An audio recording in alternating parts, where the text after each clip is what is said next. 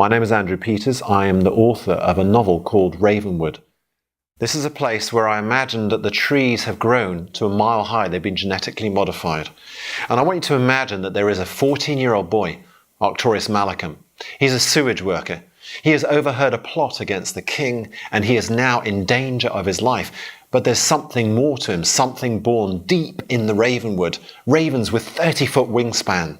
This is a whole different, deeply and lyrically imagined world, full of cliffhangers, full of chases, full of humour, I hope, and there is a lyrical quality to it, a real adventure. I really hope you can come on board and enjoy this story that I've been thinking about since I was a young boy. Ark's head replayed the day. "Just another block drain," his boss had said, not wanting to dirty his clean, white hands. "You can sort it out, Arcturus Malachum. It's a job. In fact, it's a big job. And let's face it, you're brown already, so sticking your hand in a great fat pile of it won't make much difference." The man laughed at his own joke. He always did, but this was no laughing matter. Ark made a snap decision to take the left exit and darted through the archway. His plumbing belt was weighing him down. Spanners against crossbows, forget it. But there was no time to get rid of it either. Another arrow whistled past and vanished harmlessly into the leafy green depths. For a moment, he was out of sight of his pursuers. He had to make the most of it. A sharp, snorting sound startled him ahead. A piled laundry cart was moving slowly towards him, pulled by a small mottled brown pony. Its eyes were fitted with tight leather blinkers, and no doubt it plodded the same route, day in, day out. The wooden wheels hit a knot in the deeply carved ruts, and the brass harness jangled, sending strange harmonies into the leaves. It meant, move out of the way, as these unaccompanied pack ponies didn't change their pace for anyone. A gift horse. Ark smiled grimly and sprinted towards the cart and round the back. He scrambled up the tailgate and dived under the waterproof tarpaulin into the carefully sorted mounds. He wriggled right under, pulling clean petticoats behind him, and crossed his fingers, praying to Diana for safety. "Where's the little sliver gone?" "He was here a second ago."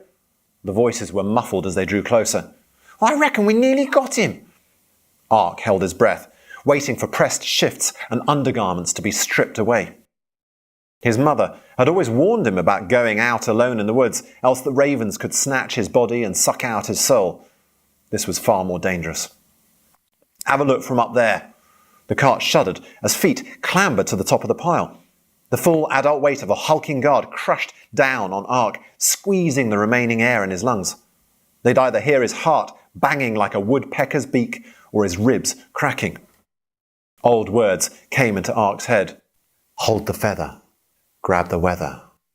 Woe betide me. Lady, hide me." It was a nonsense chant spouted by old crones, but he was happy to believe in anything at this moment. "Buddy Holly," the guard swore. "Can't see him anywhere. Maybe the slippery twig fooled us into thinking he turned left." "Grass will kill us if we don't find the boy," hissed the other one. "Let's split. He can't have got far." Ark counted to 200, even though his legs were itching to take off. Maybe he could stay in the cart and wait until it delivered its load. He was almost lulled by the gentle rocking motion. No, he shook himself. He had heard too much. Grasp would put the word out. As of now, he was dead wood. First, he had to put some distance between himself and the High Counselor's thugs. He carefully pulled back a pair of hose stockings and several layers of leather codpieces to make a peephole, trying not to think of where those items of clothing had nestled. He peered out. All clear. Ark slid backwards and slipped cautiously off the end of the cart, wishing he had an apple to offer the still steadily plodding pony. "Thanks, old fellow," he whispered. "I owe you one." The cart moved on, leaving Ark alone on the highway. A few passing businessmen pointedly ignored him. A sewage worker, even one making an unexpected appearance from a pile of laundry, was hardly someone you would tip your hat to. He looked warily round at his world with new eyes. All that he'd taken for granted, no longer safe. A humid mist blurred the edges of the huge leaves, each one the size of a full-grown man.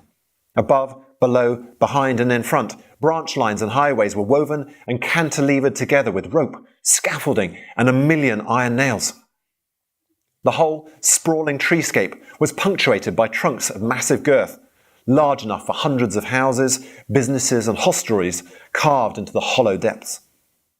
Ark had always believed that this vast island of Arboreum was the safest place on Earth, lifted up and spread out as it was throughout the canopy of trees a mile above the dirty ground.